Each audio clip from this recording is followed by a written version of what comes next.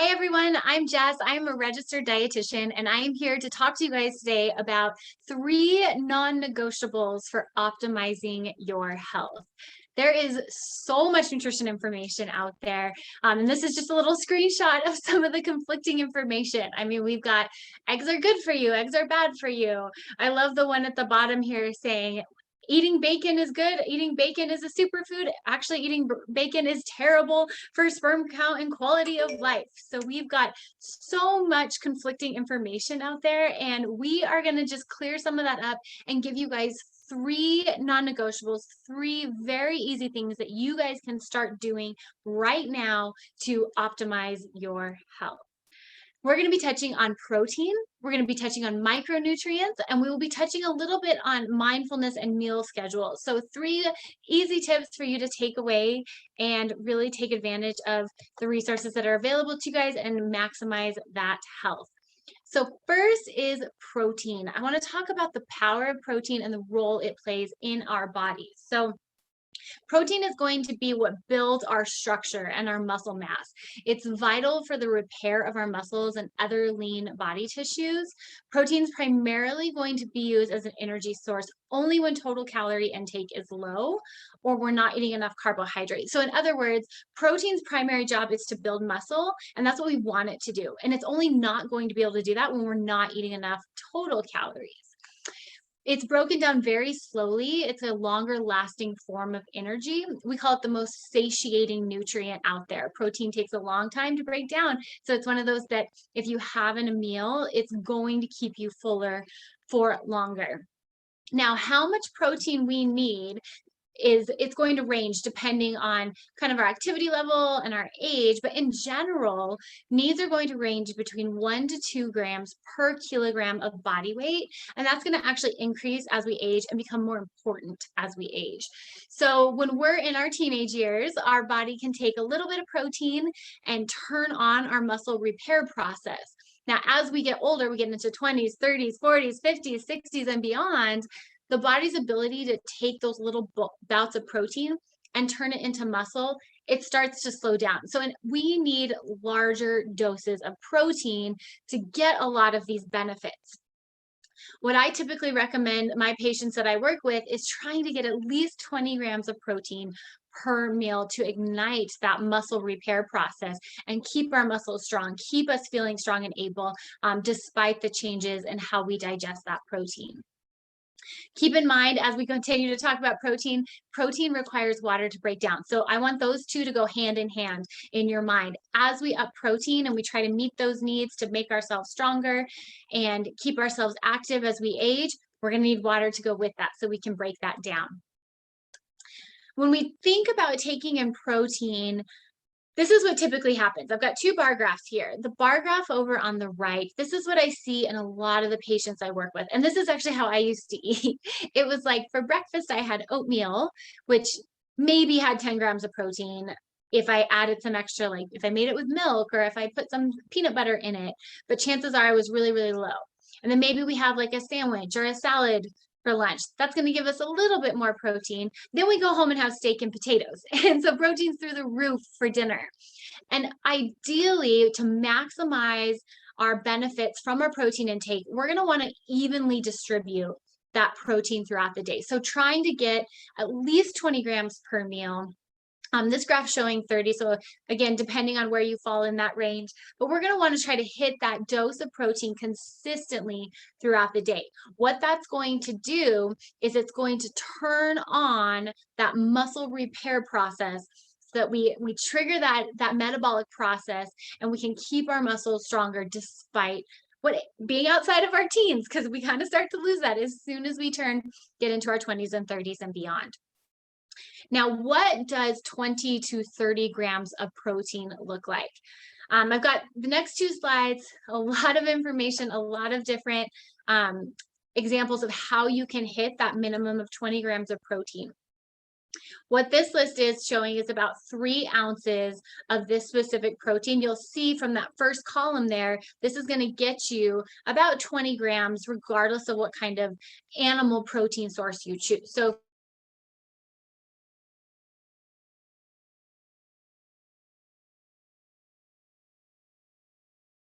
on there, one egg is going to give 7 grams. So one egg is awesome. One egg plus 2 egg whites, or 2 eggs plus 1 egg white, that's going to be even better because we're going to get that 20 grams of protein by adding those additional egg whites. You'll see tuna, salmon, fish is another great way to get that protein. And again, we're looking at about 3 ounces to get that minimum 20 grams. Greek yogurt is another incredible protein source. About 1 cup or 1 container will give you 17 upwards to 25 grams, depending on the type you get.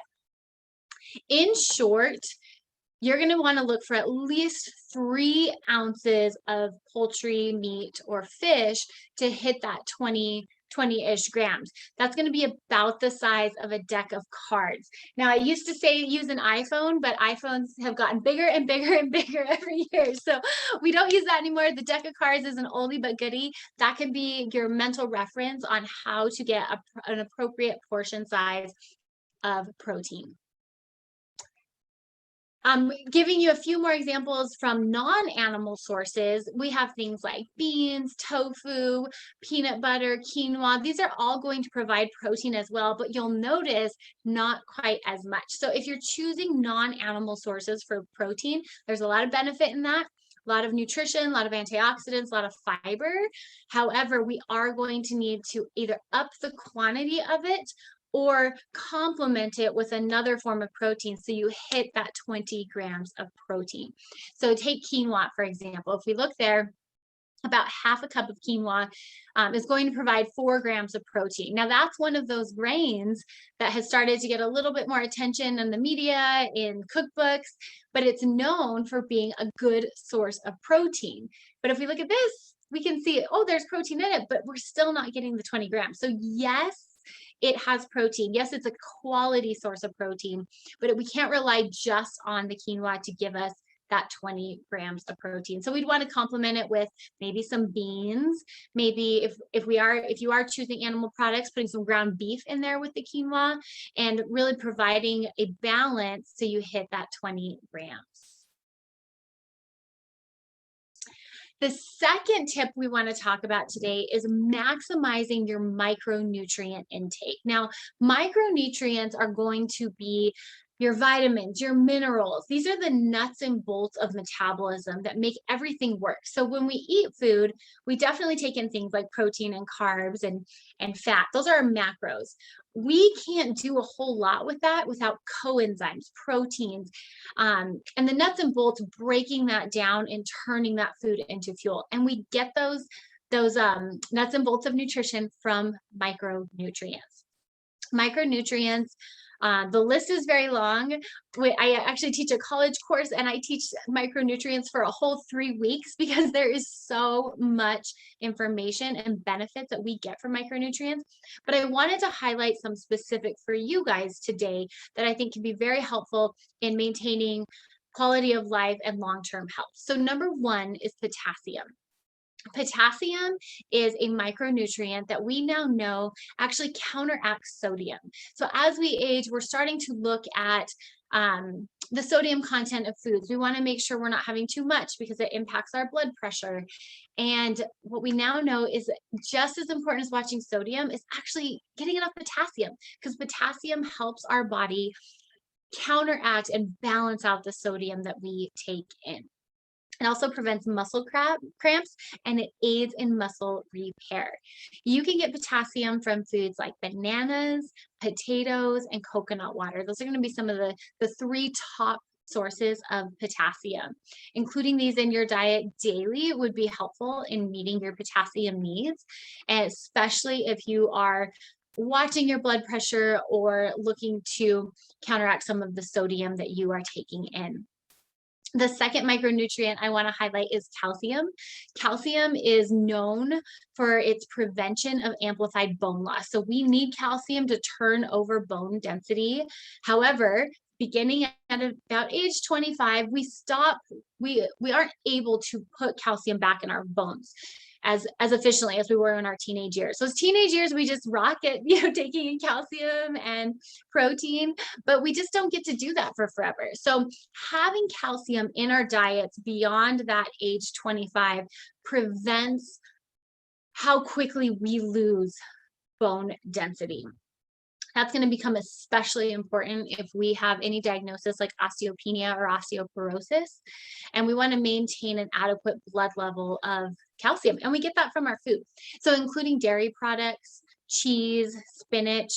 To hit the recommended amount of calcium in one day, it is recommended that you have 3 to 4 servings of calcium, rich calcium sources every single day. So that might look like 1 cup of Greek yogurt, which gets you 2, right? It gets you the protein and the calcium, and then 2 glasses of low fat or skim milk. And then you're getting closer to that recommended amount of calcium in a day. The third micronutrient I want to highlight is magnesium. Magnesium is one that is known for gut health, anxiety, improving sleep.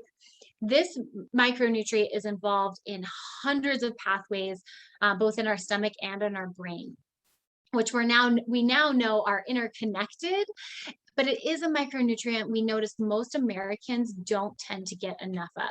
We get magnesium from things like almonds, leafy greens. If for any reason you think you're not getting enough from your diet because you don't typically eat those foods, supplementation here may be helpful and beneficial. Anytime we're adding a supplement, you do want to talk to your healthcare provider, but asking your provider if magnesium would be an appropriate addition to your supplement regimen is a very appropriate question. The last micronutrient I want to highlight is omega-3 fatty acids. Omega-3 fatty acids is one of my favorite micronutrients because it is so intricately involved in our neural pathways. We know it helps, having adequate amounts of omega-3 helps prevent depression, it improves long-term cognition, and it's something that we, again, don't tend to see Americans getting enough of. We get omega-3s from things like salmon, walnuts, ground flaxseed, but when I think of those 3 things, I think, how often do people eat those on a daily basis? Usually not. So this is another micronutrient that supplementation may be helpful, and asking your healthcare provider if it's appropriate to add this is a wonderful question to bring to the table when you have those check-ins. Now, some of these supplements do interact with medication. So again, you do want to talk to your provider if you're not able to add it in through food, but we want to make sure we're being mindful of the medications that we're taking and that there is no micronutrient medication interactions. One other thing we know about micronutrients is that getting adequate micronutrients best happens when we eat a variety of food. And that actually does 2 things. When we eat a variety of food, we tend to get more micronutrients, but we also give our body a diverse amount of nutrition that helps our gut and our microbiome optimize its health and be the healthiest it can be. And what is one of the biggest predictors of eating a diverse diet is eating with other people and in social settings. Research actually shows that people who eat in social settings eat up to 50% more food and in a higher variety of food. And so thinking about how you can integrate meeting some of your nutritional needs, but doing it in diverse settings help to add the different types of foods that we take in. And I think about this from a personal basis, like when I do my grocery list, it tends to be the same amount of food or the same types of food. And research shows that too, that people generally have like 25 to 40 foods that they buy every single time they go to the grocery store. Now, if I have that list and I build that every single week, and then I pepper in some other like social events. So maybe I go out with a friend, or I meet at a community center on the weekend. If I integrate some of these social settings to eat, I provide myself opportunity to eat a diverse amount of foods. What I can do to take advantage of that is choosing naturally colorful foods in those settings that I don't typically buy. So I'm a dietitian, this is terrible, but I don't tend to make a lot of salads at home. I don't like to make them. It's not my jam. And so when I go out to eat with a friend, or I'm at a community setting, or I'm at a buffet, that is something I add to my diet. I add a salad because it's not something I buy when I typically go to the grocery store. So taking advantage of those social settings so that we can maximize our micronutrient intake is a really easy way to get ourselves more of that micronutrition and keep our metabolisms up and running. The last non-negotiable I want to talk about today is integrating this idea of meal schedules and mindfulness. These are kind of two ways to two behavioral approaches to integrating a healthier, balanced diet into your daily lifestyle. So, mindfulness is simply the act of paying attention to our natural cycles of hunger and satiety. We have hormones like ghrelin and leptin that ebb and flow depending on our body's metabolism and nutritional needs. So, ghrelin is our hunger hormone, and this is going to go up every time we're hungry. Once we eat, ghrelin begins to subside and leptin's going to increase. Now, leptin is the hormone that goes to our brain and says, hey, we have food in the stomach. Go ahead and decrease ghrelin, decrease hunger, and let's increase metabolism. So these two hormones work in balance with each other. This hormone cycle in general takes about 2 to 4 hours to complete its full cycle. So in other words, if you eat and 2 to 4 hours later you are hungry, you did it right. Like you ate the appropriate amount of food and your hormone cycle has run its course and it's time to eat again. Research shows paying attention to this cycle can help you eat in sync with what your body needs and meet your nutritional needs better. This is called intuitive eating and a mindfulness approach that has been proven. And it's really cool. Like every year, they're coming out with more and more research how this is a more productive way of eating as opposed to a regimented diet, listening to our body's biological cues and learning about them and responding to them. Now, I always, whenever I introduce this idea, I want to balance it with some reality because this is a beautiful cycle and paying attention to our hormones is important. However, we also have lives that there's travel or we get sick or we have a change in exercise and we have things that ebb and flow in our lives that make eclipse our ability to be really in tune with how our hormones are cycling and how our hunger and satiety is showing up in our day.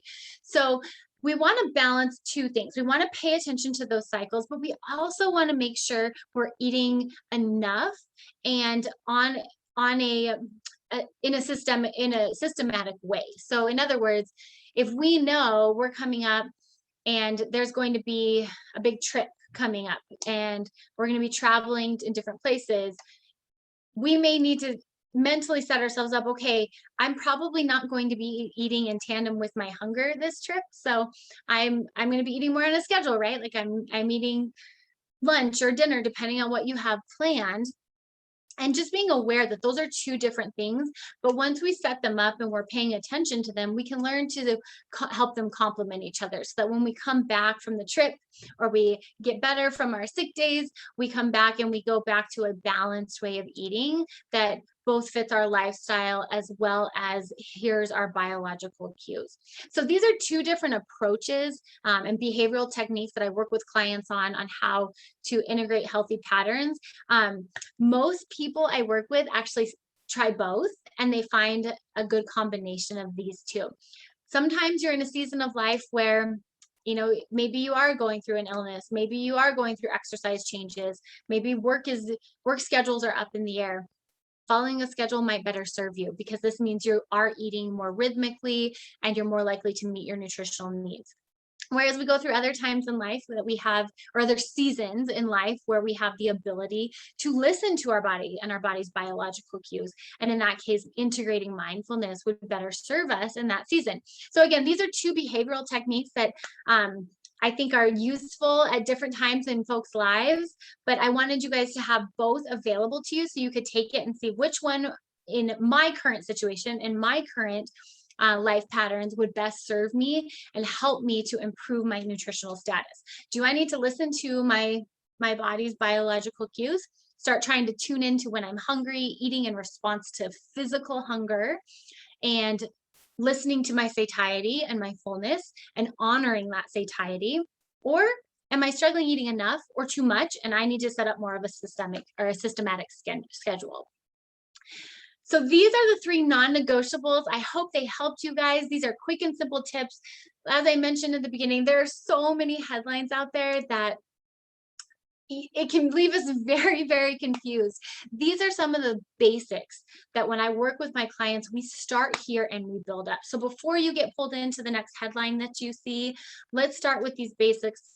Let's build some of the nutrition 101 lifestyle factors into what you guys do every day, hitting your protein, working towards 20 to 30 grams of protein per day, trying to diversify your intake, meeting micronutrient needs, doing that by adding in plenty of fruits and vegetables, taking advantage of social settings and adding in foods you don't typically buy while you're at home, and then balancing the mindfulness or meal schedule, behavioral techniques, depending on what better serves you. Hope that was helpful for you guys. Thank you for tuning in and have a lovely day.